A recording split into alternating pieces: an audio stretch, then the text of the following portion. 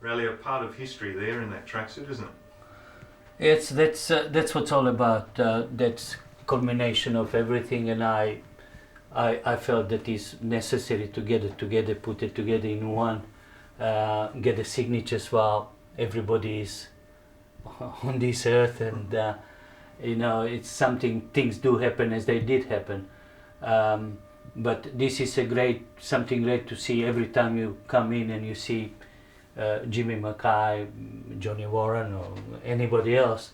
But these two bring attention and bring quite a bit of feelings towards, and that's something special that does not belong to me. That's something that belongs to the Socceroos. I'm one who really collected, and I just wanted to bring this to their attention every time they come here, that they feel they have home. That's part of their life and so on. So great thing to do. When you speak about the 74 boys and any of these pieces, there's a bit of emotion in your voice. Tell us a little bit about how much it really means. How would you feel when you share with someone 4 years day in, day out? Then 35 years after that, the relationship is exactly the same, feelings the same. We are sharing sometimes more emotions now than we did then, because then we just played football, won the game, lost the game, or drawn the game, accepted criticism or reward. But this time, a few tragedies will happen. They bring so much emotion, especially when you speak about special people like Jim and John. They bring more than emotion, and so I feel proud every time I mention the name of either of the two. Have a look just a little bit further down, and we see the shirt that the boys wore when they won the match against South Korea to qualify. And the thing a lot of people probably don't realise with the team that's going to Germany this time, 32 nations, this is the top 16 in the world that qualified, yeah? Yeah, but strangely, that was 13th of November, 73, and was jersey number 13 that I had. So it brings much more than that, because it's a Hong Kong, it's 75th minute, absolutely fantastic goal by Jim Mackay from 30 meters. Then 15 minutes of that game between 75th and 90th. I probably have a white hair now, but I think they became grey instant, and it's something that belongs to Australian sporting history, this shirt, and nothing could replace that. Specifically, I always say, signatures carry everything that the picture tells, irrespective how good or bad a picture is. But the signatures there indicate something special in Australian sport. If we move a little bit further down, really, we see two of the official World Cup balls, and pretty significant that you guys stepped out against, well, what eventually was the world champion team, the West Germans, but you've got the Australian and the West German team side by side. Yeah, I always pride myself on Socceroos. There was never we were always we, and that family grew up together for so long, and I thought that special moment when they were signing gave us opportunity to share forever that momentum, because that 74 doesn't happen again. It's so specific. On the other hand, world champions, what can I say to you? Beckenbauer over at Netzer, Gunther Netzer was on the bench, Paul Breitner, Sepp Maier. It's incredible. This is what I'm saying when we are playing in a group with Brazil this time. It's so great to be in a group with the world champions, or host country for that matter. And so these two things are here forever, and that's something special. Your museum, I've had a look today for the first time, and being a football aficionado, it struck a chord with me straight away. And I have memories just as a young child of the 74 team, and that's a long time ago. Why so much time and effort, and what does it mean to you to leave the legacy, and how would you like the legacy left? Obviously, when you depart these shores one way or another, how would you like to see this looked after? I never was selfish in that regard, and I never said that this was mine. I was the one who collected. I would like to share this with the nation. I said so many times, I repeat again, there is no person in this country who is more proud of green and gold, irrespective which sport we play or we support. But green and gold to me means everything, especially being in charge of the country, carrying that flag with success for 32 years, and in future. And I don't think so that when we qualify against Uruguay at Telstra, there was any Aussie more proud than I was because of that, purely because of that green and gold. And 20 million Australians were aware of one success, sporting success. So I would like this to share forever with the nation, not with individuals, not with the groups, not with the Socceroos, but I would like to share this with the nation, because that's what it's all about. What can, looking back on your experience from the 74 Socceroos, what can this group of players going to the 2006 World Cup expect in the same place, 32 years down the track, that you guys displayed your wares? What can they look forward to? Should they go there and just enjoy the experience, or should they really be so focused as to make a complete success, whatever that may be? We are, at the moment, we are talking quite a bit, and Japan is not mentioned very often. We have to look Japan. Japan is everything. That's a key for us to make one more step, which would be big step, will be like Neil Armstrong. That to me is really sort of beating Zico's team means that we can do big things. Getting into round 2, into playoffs, I think would be just like Neil Armstrong on the moon. Irrespective what we do step after, but don't forget this, we have to show respect for 5 times world champions. We have to respect Croatia, what they have done in past. Very proud nation, and they play soccer in a very, very specific manner. And to top the group, European group, wasn't easy. So they cannot be ignored. But at the same time, you can't ignore Viduka or Q. You can't ignore Bresciano, who is in superb form at the moment. You can't ignore what young Kulina is doing at the present time. You have to respect opponents, but you have to respect capacity of these people who can. Young Kyle, who probably, in my opinion, is probably one who can really make the difference from behind, just comes from nowhere, scores the goals.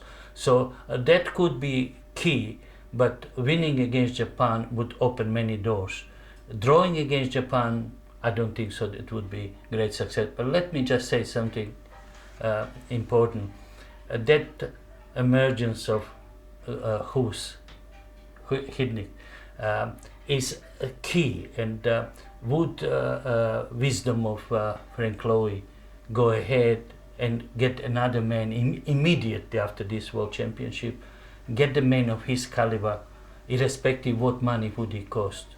I would go for the kind of man as who's, if of course not, obviously not who's, but someone who has that capacity to introduce something special, something specific.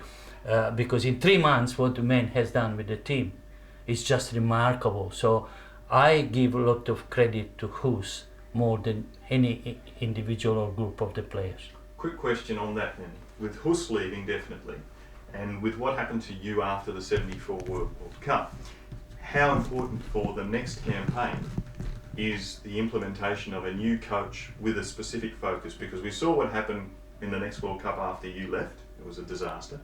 So that gives more credence to, let's make sure we've got someone ready to go to hit the ground running and take us into Asia. I took 2 things combined, and they cannot be joined, they cannot be separated either. I look that we need national director of coaching of high caliber. Whomever they want to choose has to be one of these people who has created footballing revolution. And national coach cannot be combined job, and has to be of high caliber person. You can like or dislike one Mourinho. You can like or dislike one Benitez or Ancelotti, but you can never deny these people being world experts. Arsene Wenger's pops in every month with a new talented player, 17, 18 years of age. And I think our country is very gifted if we can develop that policy that we had during Les Scheinflug. The Les Scheinflug era, players were coming out of nowhere, and in last 6 years we don't have one recognized player who comes from our football school. Okay, just quickly, we look at the talk that Graham Arnold might be the guy to take over. Did you want to put it on sticks or? Yeah, you get recording. Raleigh, just quickly on the coaching situation, and Huss apparently has already suggested that Graham Arnold is ready for the top job. You've got Naiskens there as well, who has a history on a playing side of things. Are these the sorts of people to take the hitting legacy the next step, or we're being a bit too presumptuous and thinking a little bit too short-sightedly? I know Johan for so long. He played with Holland in the World Cup, if you can recall. You were very young when he, in the 35th second of the game against West Germany, took that fascinating penalty and hit through the center of the goal. Right, and Sepp Maier didn't know what was happening. His arrogance and his knowledge is highly respected, but as yet he hasn't been in charge of any big national team or organization. But if Johan Naiskens in question, I give him all support. I mean, that's a very knowledgeable person. My view is even to look above that, because if we can create next step in the World Cup in Germany, then I think that Frank Lowy should not think what it costs. Question becomes whom I want as a national coach for the future. If you ask me who would be my choice is Arsene Wenger. That's a coach that just develops these youngsters from nowhere. He has created in Arsenal in last 8-10 years what no coach ever has done for Arsenal. Then he is above football. He is above football in terms of that stadium, the training headquarters, all designed by French architects, and Arsene's influence is enormous. So he is not only football manager of Arsenal, he's a complete footballing person. So what you're saying is we've raised the bar so high with Huss hitting. Yes. We really can't afford to. We've got to be up there, and we can't afford to go below. I know, but the answer simple was given to us that it is the coach who takes us to the next stage, not the player. That is Hidnik proved that point. If you have a good general, and general knows what to do, that's the key to success. And why Huss is doing so well with PSV? Why did he do so well with South Korea? Why did Bora Milutinovic, for example, qualify with 5 different countries? They are specific, they are special people, and they deserve. That's what it's all about. Just finally then, standing before the West Germany game in '74, hearing the Australian national anthem, you're obviously someone who's very passionate.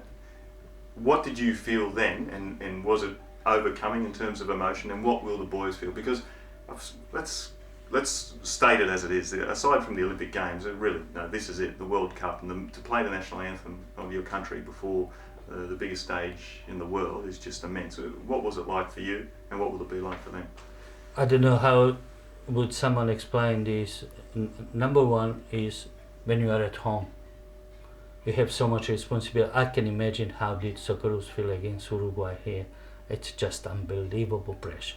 But when you are on a world stage, in the World Cup finals, the world, Europe, South America, everybody is focusing at you on foreign soil. The feeling is even greater. And I can imagine how Viduka, Q, Kulina, anybody else would feel. With me, national anthem was a special, specific, and I always ask the players, I said, you give 30 seconds to your country, stand still, do not move. If the tears are coming, be proud of, and that is part of your pride, not embarrassment. And greatest moment in your life is when you have no control over that emotion and the tears are just pouring. And feeling of Australia is just unique, like Cathy Freeman, if you remember.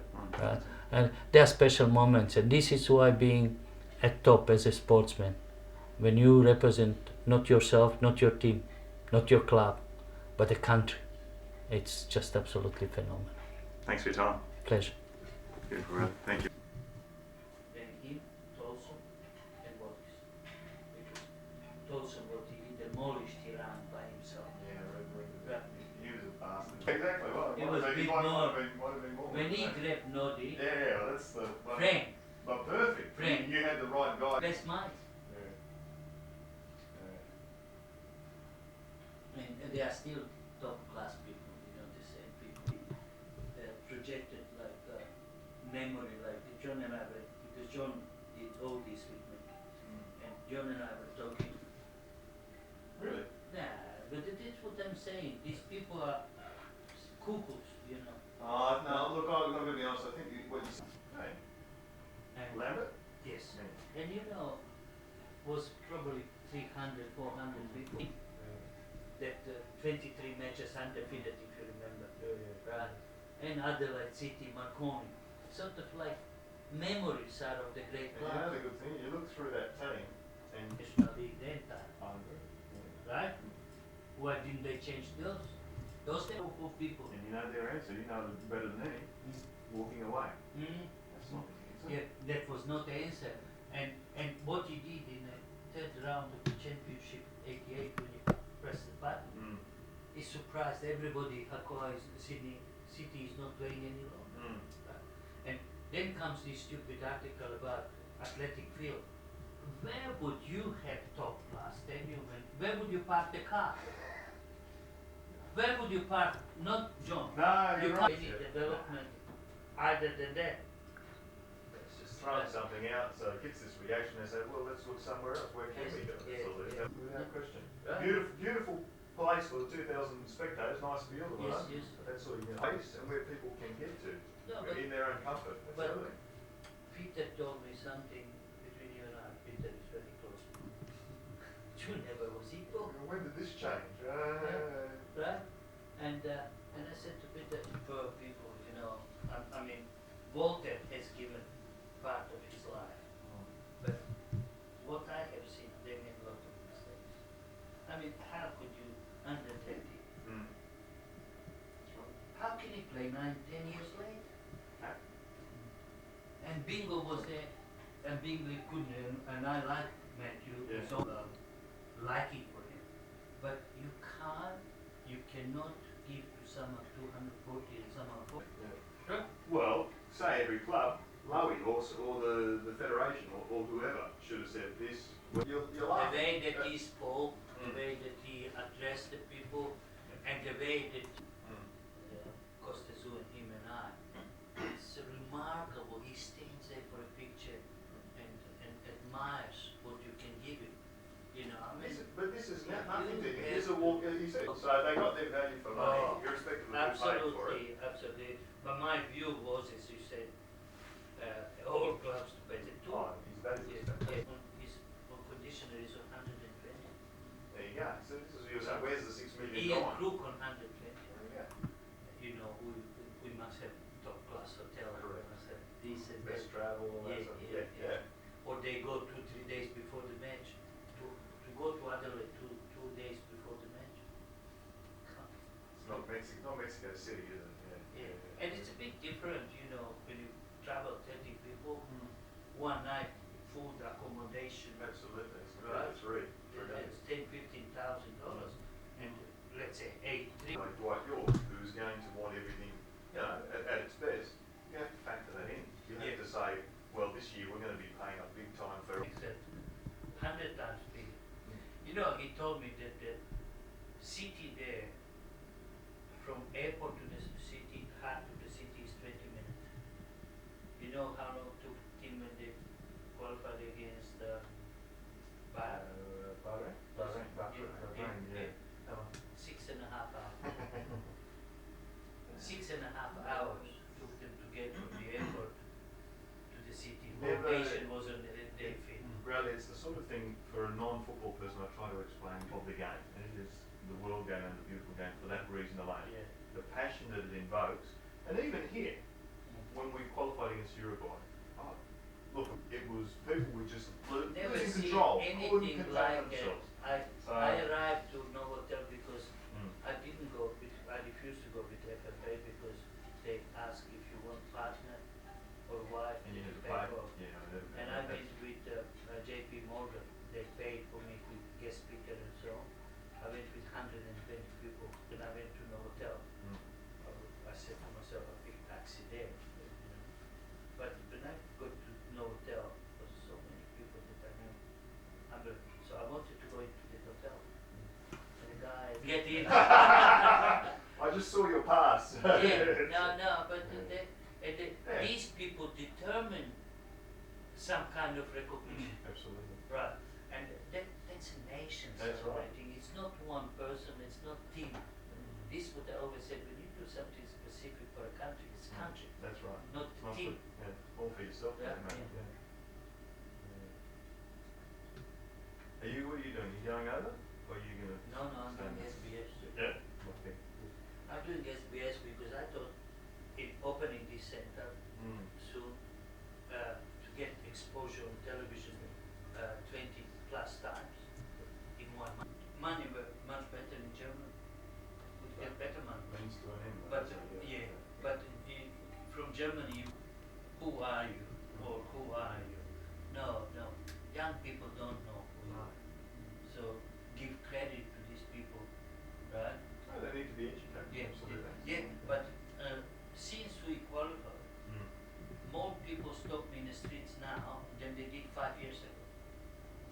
You know, because of impact of probably it brings who was the man, And that's the thing. You make and that very- goes repeatedly. Imagine if they made mileage out of it and they utilised you in the way back. But they never. Opportunity. No. That's just phenomenal. I can never. What's it doing? Is he alright? Yeah, I think he took a couple of the shirts and he's gone out the other way. He's mesmerised. Yeah, I don't. Yeah, I'm with you. Right? I don't understand it because at the end of the day, what's not to associate with? Why? What was it?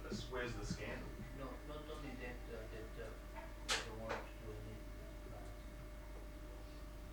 You can't. No. It's Sprinkler. Oh, this is the exact point. Who is the national team coach? Yeah. Is he Australian? Yeah. Look, the only thing with that, really, and again, look, I loved it this year, and the quality. I don't know what you thought, but certainly I watched the first couple of games on television. I thought, No. I'm not going to get the other thing. But we had that before. The atmosphere side of things years ago. You said Northern Spirit. We had that. Oh. Yeah. We saw what happened there. But when we had Bobby Charlton, Where do the others come from? I don't know. I don't know how they do But it. You he- said Brian Dean in Perth too. not only Brian did pay money to support the in the league, but with Parramatta didn't make big impact. No, he's solid. You get them here rather than go to Japan or whatnot. No. Now, but you can, if what the clubs don't have, no club. The auditor, you know, someone to audit your books, KPMG or someone like that. They're hitting you up for $250,000 over the course of a year or something like that as well. So, but someone's not doing that. Lowy said, who's your chairman? So Alston, I said, chairman must go. They could go. Because Lowy always says, person in charge. Stop. Right? Never says the word. Right? He doesn't even contact work, it's nothing to do with it. But he always asks, who is in charge of this operation? He must go. It's not. You think it's not the worst way to run it? He's a businessman. It's all the money. It's the money at the end of that. I mean, in principle, he's right. In principle, he's right. Cove thought opposite. In 1800, Power over people. Huh? 1800, But he said it right. the player, they got 130,000 plus 10% of every deal that he made for the player. So on if it's 10%, huh? You sign 10 players, you're on $200,000. Exactly. So he takes now Nick Theodorakopoulos. I mean, it's, you know what, Trent? What would you do? 120? But do research. Mm. Harry Michaels is paying. Harry Michaels, because Harry Michaels gets some television rights and to film at Newcastle. And it's always, Harry is the best man of Nick Theodore. And Nick said a few days ago, he said, on SBS, he said, I must congratulate Branko on a show for the kids, he said, and 0-0, Harry Marcos has done a wonderful job. They're looking at it. Great occasion just a few weeks out from the World Cup. This is lovely for Rale and for you guys, but if we can focus a little bit on generally what the 74 Socceroos achieved, and you in particular. Harry Kewell these days earns, I don't know, about $200,000 a week, plays for Liverpool. After the World Cup, you look, Luton Town linked up, yeah? Yep. What sort of money were you on? I actually did quite well because the offers from Germany, there was a couple of clubs and they offered me $40,000 up front, cash, and then it was something like $400 a week, which in them days was quite good money. So in the end I ended up going to Luton Town for slightly less, but I think it was about, I got $37,500 and able to sort of purchase a house and stuff like that. However, after all this time, Beckenbauer saw me and he said this on a couple of occasions when I've been with him. One was in America when we beat the Cosmos 4-1 when I played for Tampa Bay Rowdies, and he said to me I should never have gone to England, I should have stayed in Germany because England didn't even qualify that year, and he said you'd have straight away, you know, just been sort of a bit of a superstar, and he said you definitely should have stayed, and he said I think the football would have suited you better than the English league really. Does that leave you with a little bit of regret perhaps that you made that choice? Oh, definitely, but it was very difficult because both me and my wife, we still had family back in England, so I suppose that was a little easier, but he just said to me and shook his head again, he said family don't come into it, he said you're a professional footballer. Yeah. So it was a good statement. Speaking of Beckenbauer, the West German team in particular it was a team of champions and a champion team at the same time. In the second half there was that, well, everyone's seen the images, you've gone right through them, played it past Beckenbauer, but unfortunately the ball hasn't gone in. Have you ever I saw you actually in the images sort of go, oh damn. What are your thoughts about that particular incident? Yeah, I definitely should have scored. I did make a good run, and it was quite a distance, and I was quite comfortable in what I was doing. I knew exactly what I was going to do. I was going to play the ball early past him because I thought I could do him for pace, and I was in full flight. But I thought Beckenbauer had turned with me, and he was actually going to come back to make the tackle, and he didn't. He just froze, sort of thing. I caught him off guard, and I should have, maybe carried the ball a little bit further and, been a bit calmer. But I didn't get many opportunities, so I think I rushed it a little bit. Yeah, you're right there. Yeah. Exciting times, I suppose, facing a team like West Germany. Now, the 2006 Socceroos face perhaps a similar foe, Brazil. Brazil, 5-time world champions, the favourites for the Cup. The West Germans had Beckenbauer, Everard, Votes, you can name a million on Muller. The Brazilians have Ronaldinho, Kaká, Adriano. Comparing the two sides, you're basically talking about facing a similar foe for the 2006 team, I suppose. I think you're spot on there, but at least we can say we lost, to the champions, the world champions. They were at that time, and the only other team we lost to out of that group was East Germany, and they were the only team to beat West Germany. So it's pretty high standard going, and similar now. Yeah, Croatia's high standard on paper. Brazil, obviously the favourite. So, but anyhow, we need to beat Japan first. That's the one that counts, and I think that we will do that. And I definitely think from then we will build a lot more confidence, and we'll probably go on and make the second round. I'm pretty confident of that, actually. Okay, that's interesting to hear. Let's talk a little bit more about Beckenbauer. I heard a story where everyone wanted Beckenbauer's shirt in every game, basically, and that's true. Yeah. Apparently, a certain Noddy Alston saw him out on the field 2 hours before kickoff and made sure that he told the Kaiser that your shirt's mine. How did that play out? Yeah, it did. We arrived on the bus, and Raleigh told us all to go in and start getting changed and get prepared for the game. And as we were there, the West German team were already warming up. It's a long time before the game, and I thought, geez, they'll be knackered by the time the game starts. And anyhow, I saw Beckenbauer, and I took a left turn rather than walk into the dressing rooms, and I went out to see him. Had a brief chat, and I asked him, could we, swap shirts? And he said, what number will you be? I said, don't worry, I'll be following you around all day until I get it, And after the game, he did, he came down the tunnel. We waited till we're down, and all the players were around, and we swapped shirts. And then I heard him in the dressing room. He was running around, waving it above his head and shouting, "I've got Noddy's shirt at last," Yes, Boom Tisch. Just in that regard, the West Germans weren't particularly supported towards the end of the game by their fans who turned on them a little bit. What were the players' reactions? You're talking about going through the tunnel. Were they pretty peeved at the end of the game that they didn't take Australia apart? No, was there a respect? no, not at the end. No. But during the game, there was a spell there where the crowd, they were getting at them. And because they were expecting them, straight from kickoff to start, giving us a whitewash, and we were a little better than that, But towards the end of the game, obviously, they've won the game, and so they go home, a little bit relieved. But they were, really professional about everything they did. There was none of that, feeling bad and start hanging their head. They, they did the right thing, and I think they appreciated us, and a bit surprised by us actually. Which performance do you think was the best out of the three? The East Germany result was 0-0 at half time and obviously went down 2-0, and then there was the scoreless draw with Chile. Out of the three, which one would you rank, I suppose, as the top of the three? Well, obviously, by playing the world champions, and in the end, it was great that they did win, to think you've actually played against them. You look back on that game, and me personally, because of the, swapping shirts with Beckenbauer. And obviously that sticks in my head. But the German game was excellent too. I thought we had a terrific first half. I really did. A really terrific first half. But they were a solid team, as well. They were superb.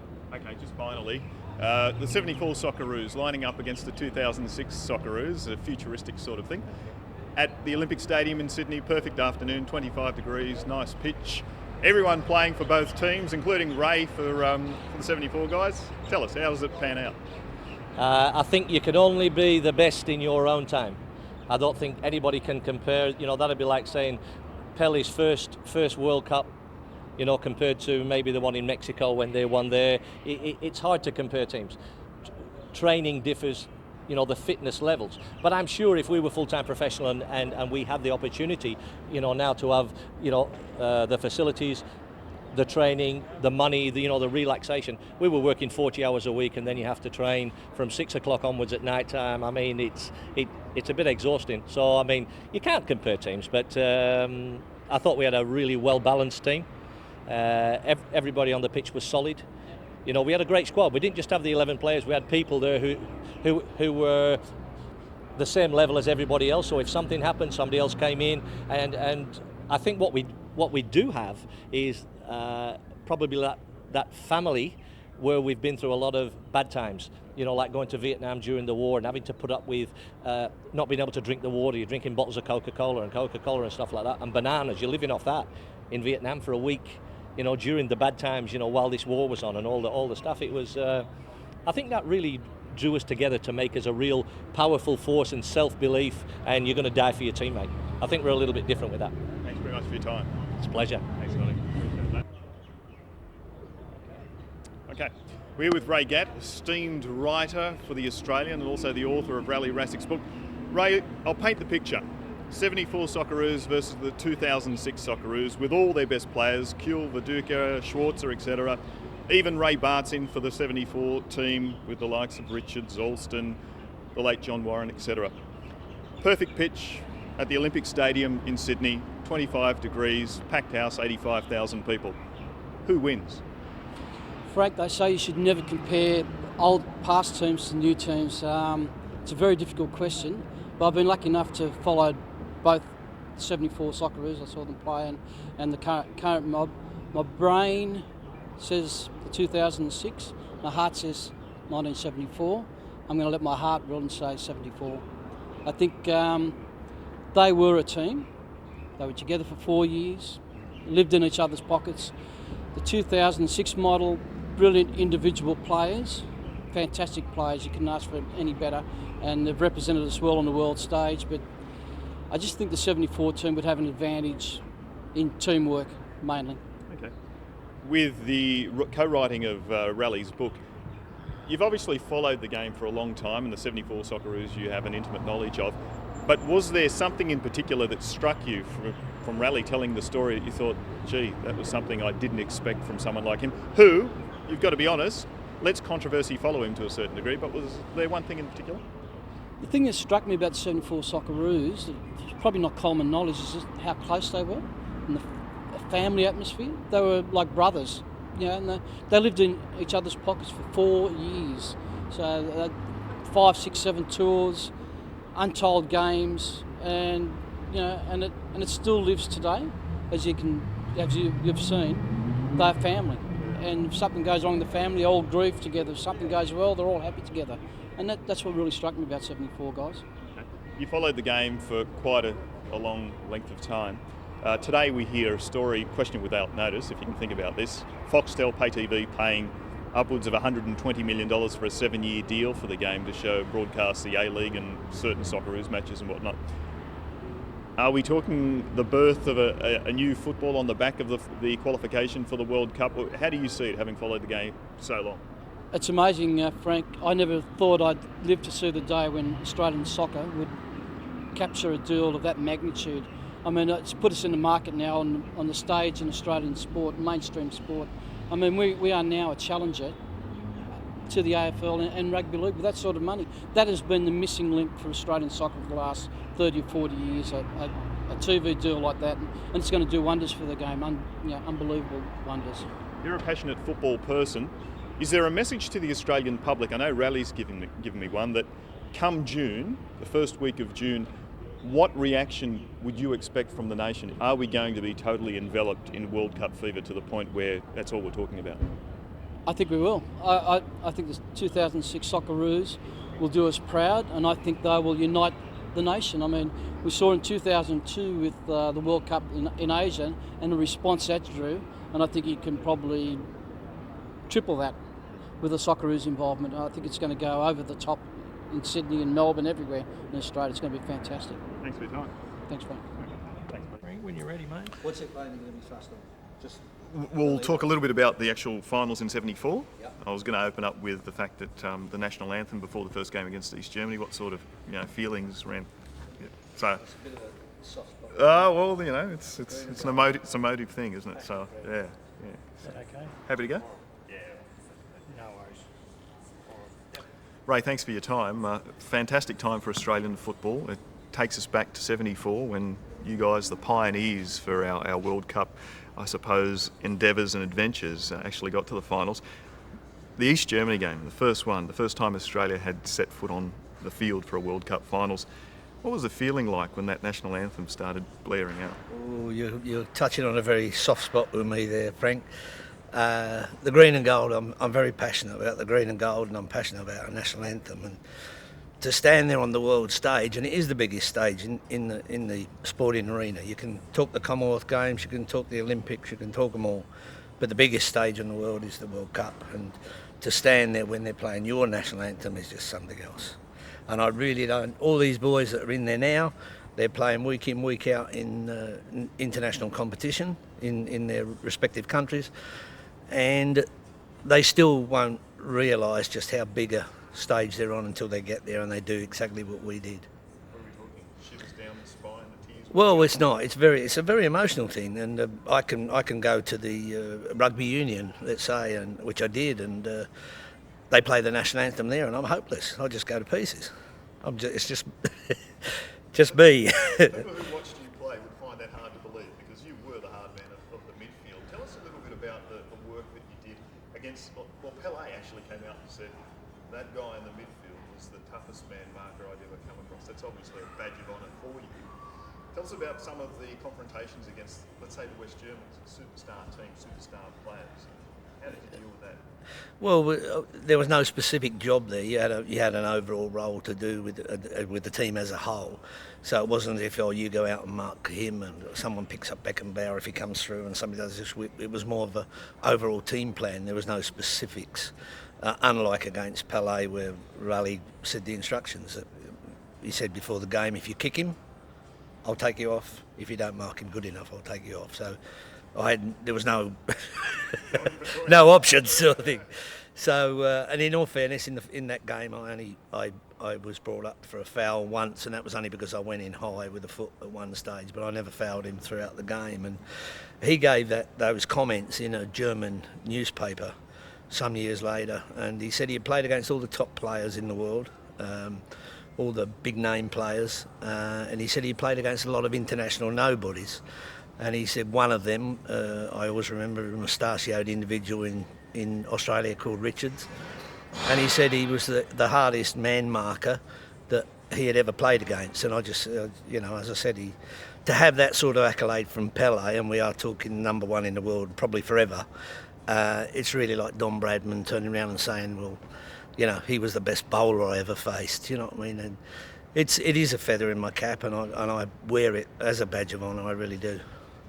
You played a role, I suppose, that Vince Guella perhaps plays in a similar vein for the current team. Obviously, the guy that holds and hits hard, and Vince is adept at doing that. How important is what he is going to be doing for the overall strength and the results that the Australians might seek in the 2006? I don't think his role is going to be as important as mine. And when I say that, I'm not putting Vince down at all, because I think this is a far better quality player team than we had individually. But we were still the best team, and I mean that in all sincerity. We were a family. We still are a family, as you can see, and there was no in-betweens with us. If one of us had an off day, the other bloke was there for him. You know what I mean? And we were 9-to-5ers in those days, Frank. We became soccer players from 6 o'clock at 10 till 10 o'clock at night, and I often remember you looking over the fence at Marconi Stadium, sort of thing. But these are things you'll never go back to, unfortunately. Because the game has changed overall, and I think we need to move on. And I give Gus full credit for what he's achieved with the team in such a short time, because he only had 3 months to put the whole package together and bring them through.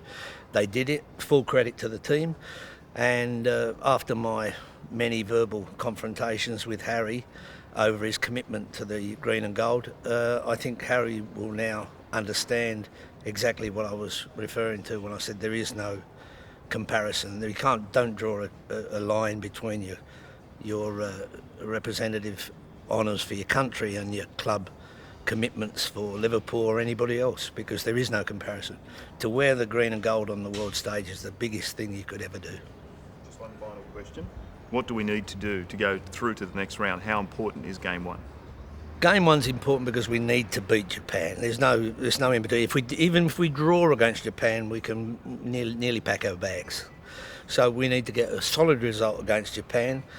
I would, and I'm talking as an outsider, Gus would obviously have something up his sleeve, but I would play totally for a draw against Brazil, because I don't think we can afford to rely on Brazil beating Japan in that last game, because if they win their first 2 games, Brazil, it may get to a stage where you've got a Brazilian coach with Japan, and I'm not putting any aspirations over anybody. But, if Japan need a result out the last game, it may be a draw that could, eventually result. Thanks for your time. Thanks, Frank.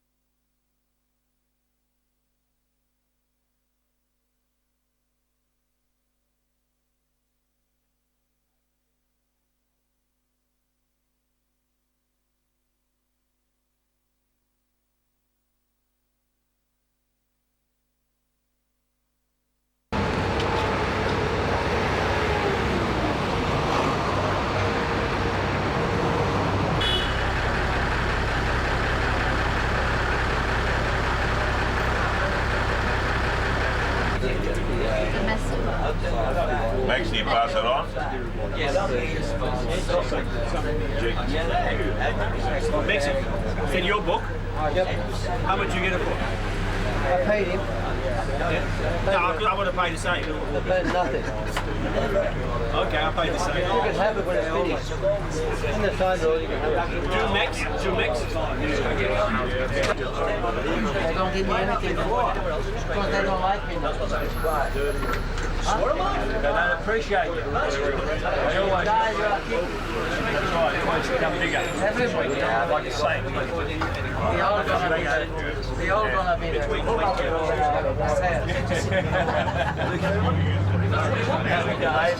Johnny, you see Ivan, right? Oh, my glasses, Ivan. Yeah, where's my glasses? That's a look nice in the glasses. Unreal.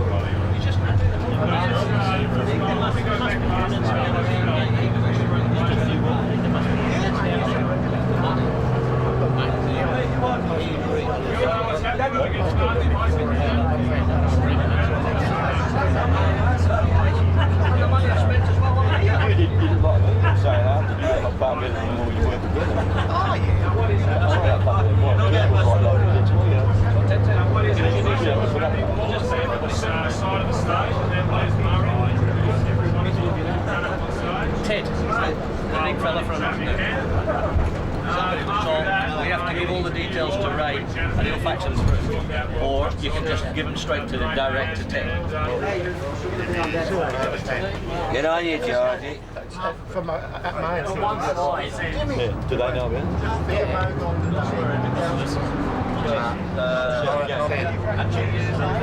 about I won't do it. That's why. I'll ask you. Right? Seriously, half your money gone to that. How much? $5 grand. I reckon, yeah, just for half. You should do a deal with them. Then all you got to do is just have a stick on that. This never happened 74, yeah? You should write longer and just put it on there.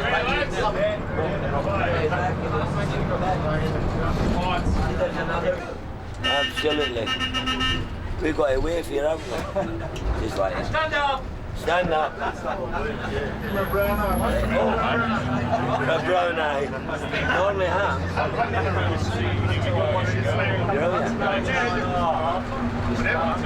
What did they sing? What did they sing?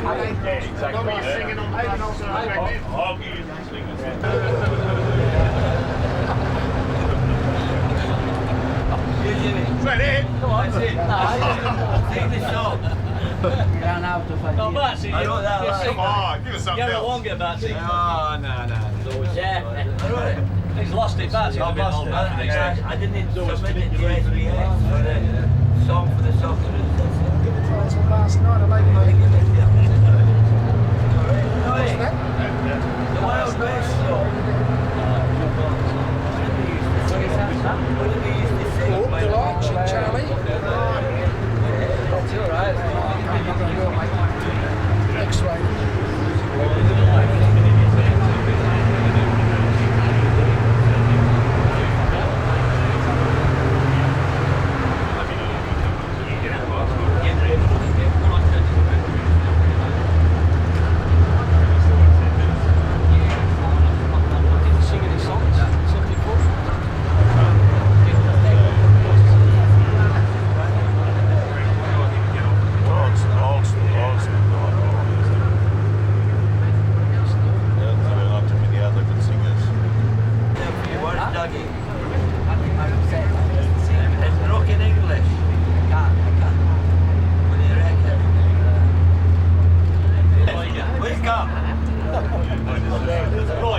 Looking for all the glory. Hallelujah. Because he wrote Rale Rasic's story. Hallelujah.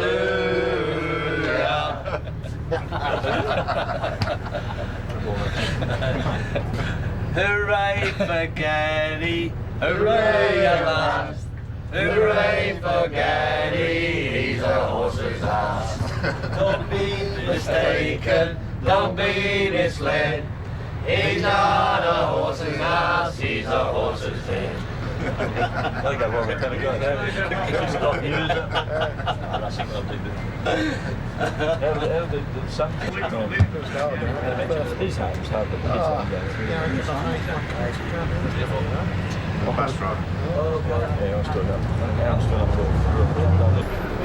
Just what I need, Jack. So, Jack, obviously travelling on the bus again with all the boys. What sort of memories does it rekindle about 74?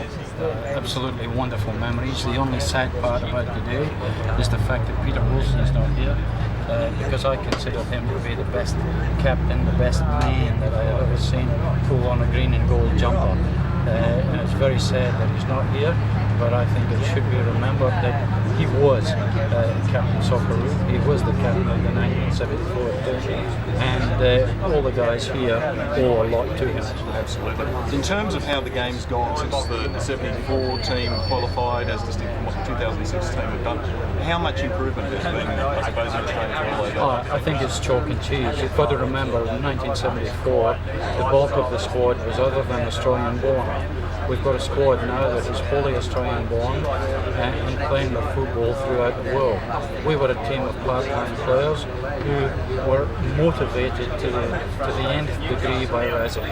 That was his real strength, the capability to motivate men to give their absolute best. We've now got a squad that is full-time professional. Each and every one of them earning a lot of money for the game that they've chosen to make a livelihood. I think they are much better prepared. They are a much more professional unit. And I think the thing we cannot forget is the brave decision made by the FFA 9 months ago to change the coach. And that's no reflection on Frank Farina. There was just a different requirement, and hitting one of the top 3 coaches in the world, as far as I'm concerned, has shown his worth in absolute spades. And we're exactly the same players, and now we are on the world stage again, and we mustn't lose the opportunity this time. Talking about opportunity, you've been in the administration side of things in the past. Tell me a little bit about how this $120 million deal with Foxtel, which has just been announced today for the game over the next 7 years, how important, how vital that is for the game to kick along on the back of the World Cup success. Again, I think that is a reflection of the administration that has come into play. I think it was a wonderful scenario 3 years ago when Frank Bowie came back to the game. And forget about his so-called wealth. It's his business administration, his acumen that is bringing us. People now want to talk to us. He came in on a platform of 4 things: World Cup qualification, an A-League that we would all be very, very comfortable with and at a different level, entry into Asia, both as far as an adjunct to the A-League and World Cup qualification, and the fourth part of the platform was a redo of the Constitution. The first 3 he's delivered in spades. Now he has to deliver the renewal of the Constitution. That's going to be hard, but if the game doesn't get behind him to do so, then we're all going to be the losers. World Cup qualification is only the next step in our coming of age. And we will? You're confident that we will? I'm very... Sorry, you're on.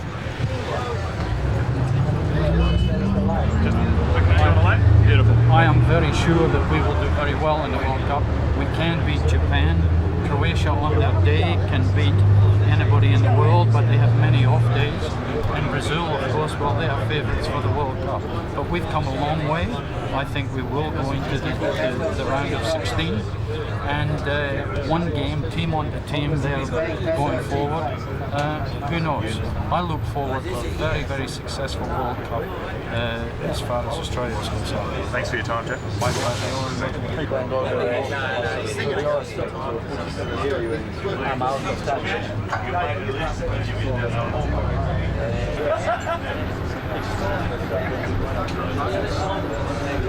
Raz doesn't grow the many dollars. Raz don't grow the many dollars. Always yeah, let's jump. I think it's Max. You got your pen, Max? So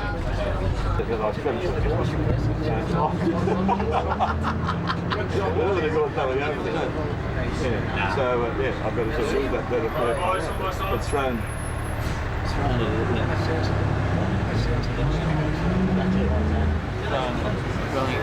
Okay.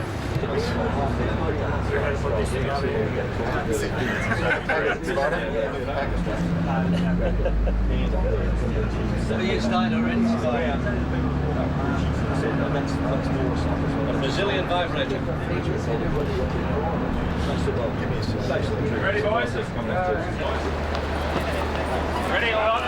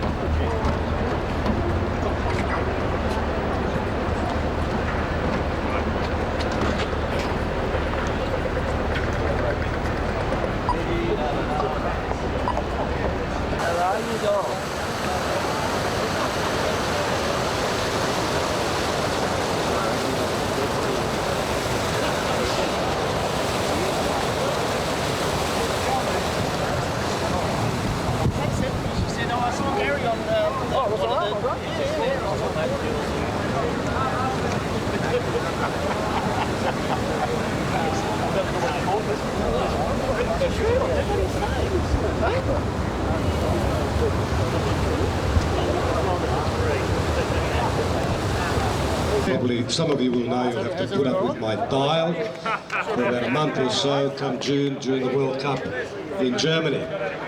But we're not here particularly to talk about the World Cup in Germany, certainly totally today. We are here for a very exciting other reason, and that is the launch of the Gillette M3 Power Razor, which is a brand new piece of technology which will make life for all you men who hate shaving in the morning, as I do, life a lot easier.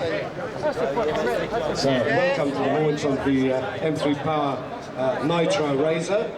It's a special day for sport today, thanks to Flavour today. Are you ready for the World Cup? Are you ready to support the Socceroos in the World Cup? Aren't we all? Razor. And thanks to the Gillette people who are launching this fabulous product today, we've got another. Keep applauding, ladies and gentlemen, the 1974 Socceroos. Resplendent in their brand new tracksuits. A little bit more elegant than they wore 32 years ago. Some of the true legends in. Now you will see the M3 Power Nitro Razor at work. I tried it out myself this morning. Not a pretty sight. Now we're going to interview some of the boys today. We're going to give you the chance to have your photo taken with these legends, and we're going to give them, or some of them, a shave with the M3 Power Nitro Razor. Competition as well. That'll be something to see. So stick around and have some fun with us. So I'm going to begin by having a chat to some of these legends, and I'll start, if I may, excuse me, by the way, is launched today. Here it is, the Rale Rasic store. I said what to do with it, because the book came totally red. And I said I didn't want to print the book in red, I wanted honest version. All right, Rale, now let's come back to your early childhood. You grew up as an orphan in the old Yugoslavia, in Vojvodina. I'm not lying, I'm old enough to have seen you guys play, okay? One of the pillars of this 74 Socceroo team, and one of its most famous.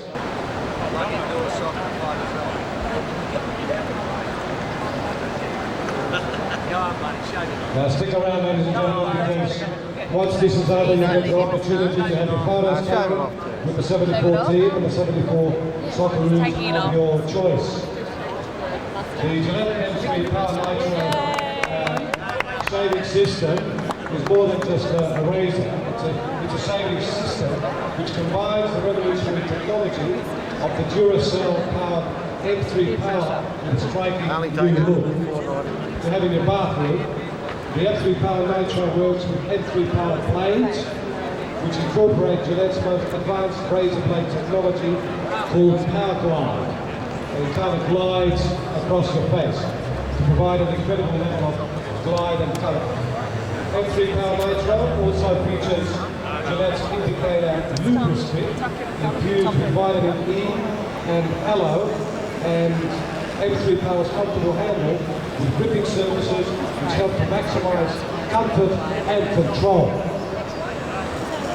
To make the shaving on, you can get the gel with the razor to make the perfect combination. That's your pre-shave. Maxi Nitro Gel has been specially formulated. The partners are available wherever Gillette products are sold, including leading supermarkets and pharmacies. Call Curran, how's it feel? I haven't had a shave yet, Les. Oh yeah? Okay, who's had a shave? I'll be back. I'll come back to you shortly. Anybody shaving yet? Not yet. Okay. I'm just going to wait a moment here until they're prepared, because Cole Curran is getting... Good to come, ladies and gentlemen. Your opportunity to have your photo taken with the 74 legends, and we're also going to have a keep you up your challenge here. See how your ball work is. I want to see this, yeah.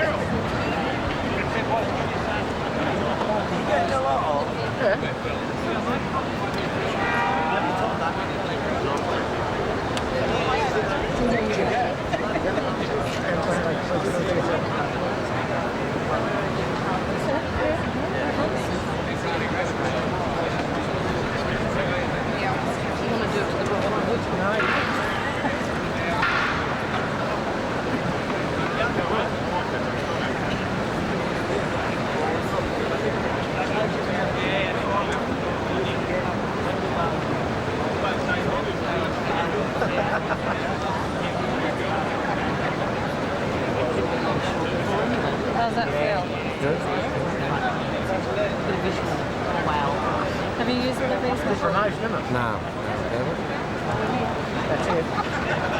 Hopefully we'll come back. My dad's in love with it. I've got one home for him. Yeah. Okay, I think sort of the shaming. Very good, Les. Feels very good. Give you a nice massage.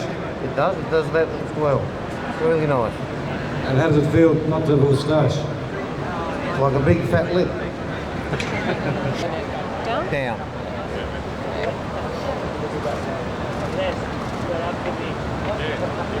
No, I've had mine already. Back. Ray Baartz says Fraser's going to have his eyebrows shaved now. Don't go overboard, Julie.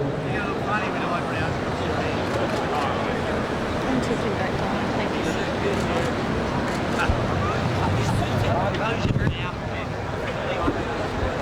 You look like you're asleep.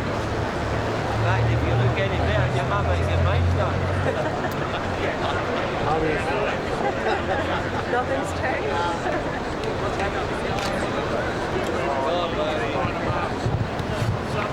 Rale Rasic being attacked, or massaged, I should say. It's a fabulous piece of technology. Okay, we're almost ready to go. We've really got a week later to have 74 Socceroos with us. It's fantastic event. What we're going to be doing right now is going to be for the launch of the Gillette American March Run, which is a fantastic racer.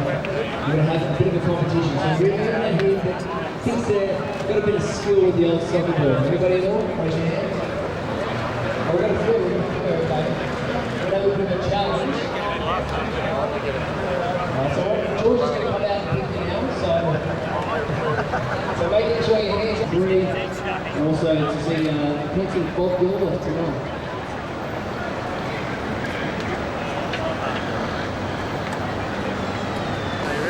Yep, happy to go.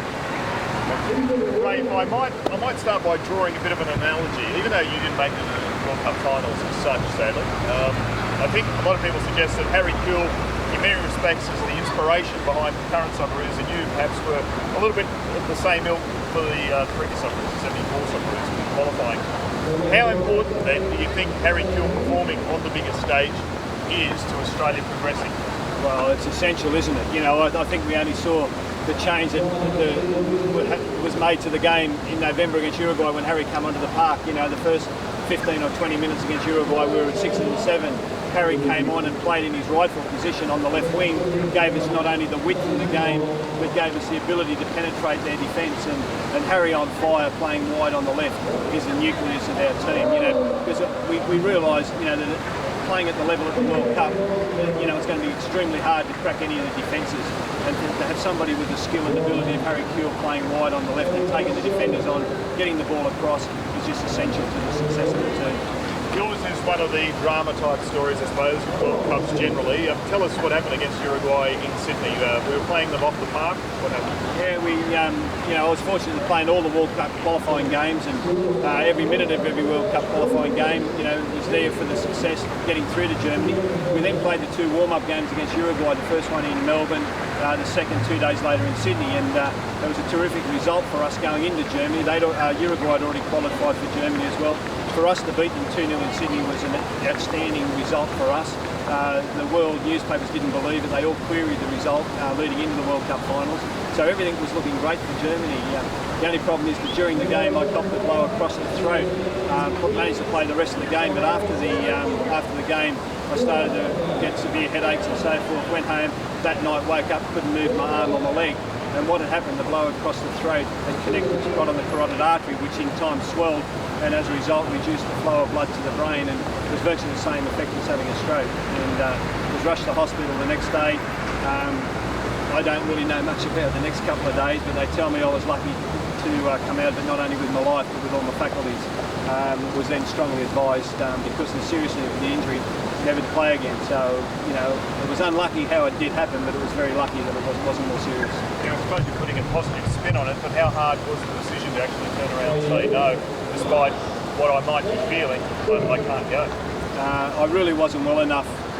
This was only a month or two before the boys went to Germany, and I really wasn't well enough to play in Germany anyway. The decision was easy because when you've got a young family, and my wife was pregnant with our second child, and to be told how serious the injury was or how serious it could have been, the decision not to play again was quite easy, because you've got to remember in those days we were all part-time players. You know, we weren't making the money that the boys are making now. We're all holding down jobs and so forth. So, you know, your life and the future of your family takes precedent over everything. The hardest part was that I was fortunate to go to Germany with the team, with the official party. And even though the boys made me very welcome when I was there and I was part of the team, to be there but not to be on the park was very difficult, because I'd always been in the team, I'd always been on the park, I'd never been substituted, I'd never been on the bench. And I remember the first team talk that Rale had before the West German game, and he's going through everybody's role and what they had to do, and I thought, but Rale, you haven't mentioned me. And I'd been there for so long, and that hit me really hard to be there, and then it really hit home that I wasn't in the team anymore, though I was part of the team, and that was more difficult than anything. I'll put this question to Rale as well, and it's in line with what you've just said. Because of how important you were to the nucleus of the team, were you ever going to consider, or were you ever thinking that maybe as part of the 22 you might go there in Rale's mind as a token gesture to pull on the socks and the boots for 2 minutes as a sub towards the end of the game, at least to be able to say I took part? Was that ever a thought in your mind that maybe there's a half a chance that might happen? No, I don't think it ever got to that occasion. Rale more or less put an ultimatum to Soccer Australia at the time that if they didn't take me to Germany, he would only pick 21 players and pick me as a 22nd player. But they did come to the party and said, Rale, you pick your 22, Ray will go to Germany, you know, which it all worked out. Okay. Just finally, let's look at what the Australians might do this time round. What are your thoughts? Are we going to qualify for the second round? Well, I think everything's looking great at the moment. You know, all the boys are running into good form. You know, Mark Viduka scoring some great goals. Harry Keel's in excellent form. I think the big plus is that Craig Moore's coming back from a long injury layoff, which gives us that extra starch at the back of the defence. I think, you know, and with Gus Hiddink there, I think everything's looking very positive. We all know we've got an extremely tough draw, but then again, there's no easy draw in the World Cup, whichever way you look at it. But I think realistically, if we play as well as we're capable of, we put the effort in like we did against Uruguay, we're more than capable of going through to at least the next round. Thanks for your time. Pleasure. Thank you. Just like the rest of the team. Thank you. Well, Rale Rasic, the 74 team has gathered, but the 2006 team, after the World Cup, has got a big decision coming up. Who to put into the new coaching role? Do you think it still should be someone internationally? Have you got someone at the top of the Rale Rasic list who you'd approach to coach the Socceroos post Gus Hiddink? If administration, which I have no doubt that Frank Lowe is a very smart man, what Gus Hiddink did for our country in 3 months, others didn't do for 32 years. Frank shouldn't ask how much it costs.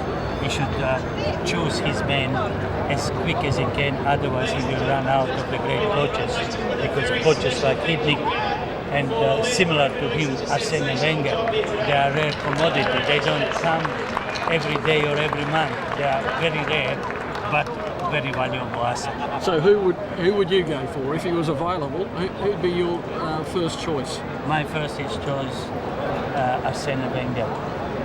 No question in the world. A man who has vision above football. Arsenal is just blossoming since he came into the club. He has recognized so many young, talented players that we have never heard from, and they are in their 16, 17, and 18 years of age. And Arsenal never has had such a great time as they are enjoying football at the present time. Rale, we listen. Sorry, Pete, ask you. Right. We listen with interest in terms of the best 11 that you chose, and we've obviously read it in your book. What you said up there, that there's no place for Harry Keel, there's no place for Mark Viduka. Tell us why.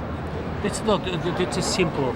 I said it's not what you could give, it's what did you give. And I don't think so that Harry has given enough. He's at the prime age in his time, in his as far as how old he is, and he hasn't given enough. Secondly, Harry played remarkable well against Uruguay when he came on the field, created revolution, and who's at that little time pointing out, for that reason, who's hidden, who had the ability to say, Harry, stay on the left flank or right flank, that's where I want you to perform. And Harry really did so much for the country, but that, as far as my assessment is concerned, Harry could have given 100 times more than what he given, and because of the talent that he has in himself. You can't compare many people in history of football in this country. On the other hand, Mark Viduka I have admiration for, always did. But I look for what you give and what capacity you have to give. If you had much higher capacity and you didn't, then definitely you wouldn't be in any of my selections. So there's a chance in 3 or 4 years' time, or even after this World Cup, that you might have to do a revised edition and put Harry Kewell back in if he performs at the World Cup? I tell you something. My focus is on very much on Bresciano, focuses on Cahill, who don't get as much recognition, and these are key figures for the future of Australian soccer. The very attitude of Marco Bresciano has been something that you cannot compare. He sacrificed Parma, his club that was in a relegation situation. He, whenever he was called, he was available, and Cahill is too proud to be Aussie. So I always focus on these people. No doubt that Harry Kewell is a great player, I repeat again, and I admire what he has done for football and himself, but in my view that wasn't good. Rale, we saw the enthusiasm for the Socceroos against Uruguay, the amount of people that were overjoyed for us qualifying, first time since '74. We've seen the people turn out today. What is going to happen in June here in Australia? What sort of, I guess, rancor can we expect from the people watching the game? Looking through the streets of Sydney, Melbourne, Perth, Adelaide at the present time, walking through the streets, I get recognized much more today than I was recognized 5 years ago. And I think these cities, this country is absolutely buzzing. Football, not as Brian Kerry said, I hate soccer because you have to wait for a goal. If you are clever, that shows how difficult it is to score, not how easy it is to kick the ball 60 meters over the bar. On the other hand, sport in this country is a religion, so we should never ever criticize other sports. We should encourage, recognize potential. But what football has done to this country in these 4 months since we played, 5 months since we played Uruguay, it's never ever can be compared. No sport in this country can give so much. Now, can you just get one shot? Can we just get one shot? Can you just hold your book there? Can we just get one? Move back a little bit. Just sort of read through it a bit. We'll just have a look at the cover. Can we do a little over the shoulder of it or something like that?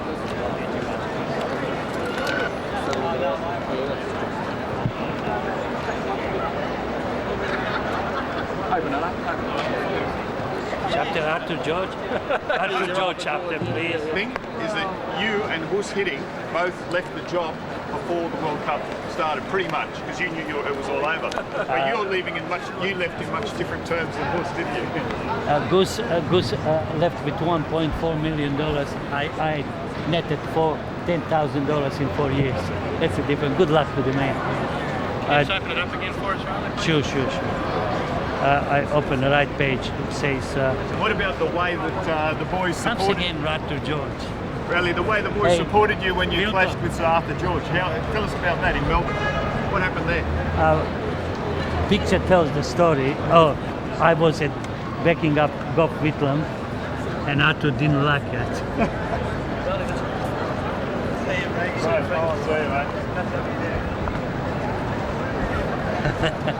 Thank you so much. Thank you.